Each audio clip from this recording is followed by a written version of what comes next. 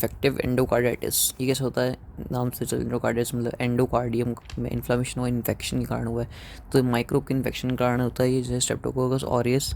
और इसमें होता क्या है, ये एक वेजिटेटिव वैल्वुलर डिसऑर्डर है। और जैसे हमने पहले पढ़ा, जिसमें कैल्सिफिकेशन होती है वैल्व्स के ऊपर, इसमें कैल्सिफिकेशन वगैरह नहीं होती। इसमें जो वेजिटेशन बनती है ना, ये किस चीज़ की बनती है? इसमें बनती है ये थ्रोम्बस की, और जो कार्डियक टिश्यू ख़राब हो गया उसकी, और जो बैक्टीरिया इन्फिल्ट्रेट्स है उसकी। इसमें बल्कि जो बैक्टीरिया वो ब्लड में भी नहीं मिलता, क्योंकि जो बैक्टीरिया है वो प्रेजेंट होता है इनसाइड द वेजिटेशन। और इसकी क्लिनिकल फीचर क्या है? जैसे वही, जैसे बीमारी कर दी तो इन्फ्लेमेशन होगा, fever, chill, weakness, flu like symptoms, ये सब देखने को मिलेंगे इसमें। इसके डायग्नोसिस के लिए ड्यू क्राइटेरिया होता है। और इसमें कॉम्प्लिकेशन क्या क्या होंगे? इसमें एंटीजन एंटीबॉडी तो पूरी बॉडी में फैले होंगे कॉम्प्लेक्सेस, तो ग्लोमरुल में जाके एक्यूमुलेट हो जाएंगे, ग्लोमरुल नेफ्राइटिस कर देंगे। और यही जैसे उसमें तो एरिथमिया कर सकते हैं, हार्ट में एम्बोलाइजेशन हो सकती है इसमें, ठीक है। अगर मान लो कोई लो विरुलेंस का ऑर्गेनिज्म है तो क्योर रेट हाई है, और अगर हाई का है तो लो है, ठीक है। और अगर और ना इसमें क्या, पाम, सोल्स और डिजिट्स पे लीजन्स मिल जाते हैं।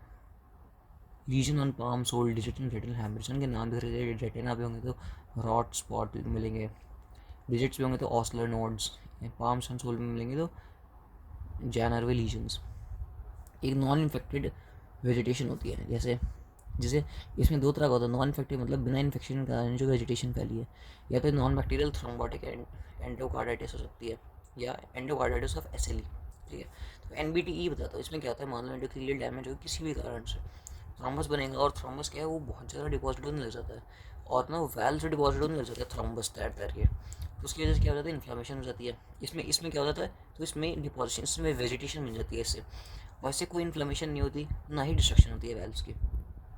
और अगर मान लो ये हाइपर कोएगुलेटरी स्टेट में है तो उसमें ज़्यादा होता है। गैस लीक में पड़ता है, ये क्या करती है, इसमें लिबमैन सैग एंडोकार्डाइटिस होती है। इसमें क्या होता है, इम्यून कॉम्प्लेक्स डिपॉजिट होने लग जाते हैं, और ये इन्फ्लामेशन भी करते हैं और वैल्व की नेक्रोसिस भी करते हैं। अब एक कार्सिनॉइड हार्ट डिजीज़ पढ़ते हैं। ये कैसे होता है? ये एक मैनिफेस्टेशन है किसकी? बायोएक्टिव कंपाउंड्स की। अगर बॉडी में बायोएक्टिव कंपाउंड्स बढ़ जाएंगे तो होता है ऐसा। ये सिस्टमिक डिसऑर्डर है।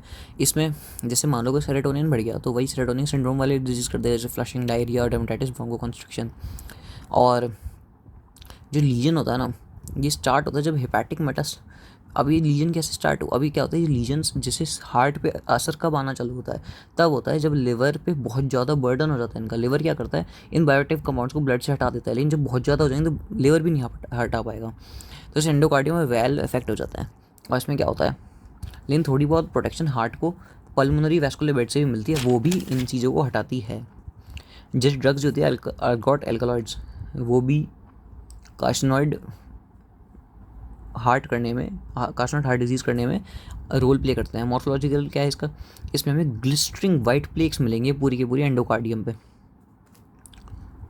और इसमें कोलाजन और म्यूकोपॉलीसैक, जो वाइट प्लेक्स है किससे बने होते हैं, कोलाजन और म्यूकोपॉलीसैकेराइड से बने होते हैं।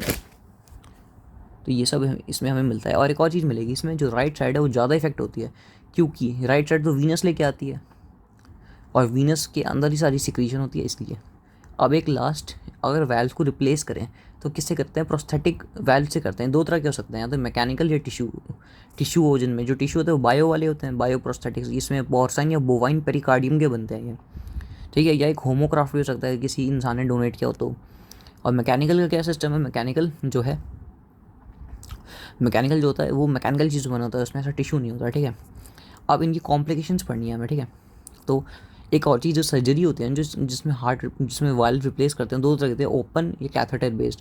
जो ओपन होती है उसमें तो ओरिजिनल वाल्व को रिप्लेस किया जाता है, और कैथेटर में क्या होता है, original valve as it is रहता है, उसके ऊपर ही नया वाल्व लगा दिया जाता है।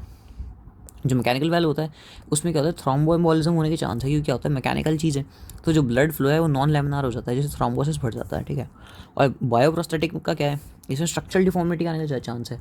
अब इतनी कॉन्ट्रैक्शन करेगा तो वियर टियर होने का ज़्यादा चांस है। और एक और, अगर इन्फेक्शन फैलेगा तो ये तो मैकेनिकल चीज़ है, इसमें फैलेगा नहीं, लेकिन बायो चीज़ में फैल सकता है, इससे इन्फेक्शन हो सकता है इसमें। अदर कॉम्प्लिकेशन जो दोनों में ही है कि अगर मान लो साइज़ मिसमैच हो गया, किसी की आउटर डायलेट हो गई, कुछ भी हो गया, तो साइज़ की वजह से दिक्कत आ जाएगी। और अगर इनएडिक्वेट हीलिंग है, अगर हीलिंग ढंग से नहीं हो पा रही है इनकी, या अगर इम्यूनो कॉम्प्लेक्स रिएक्शन हो गया है तो दिक्कत आ सकती है इनमें।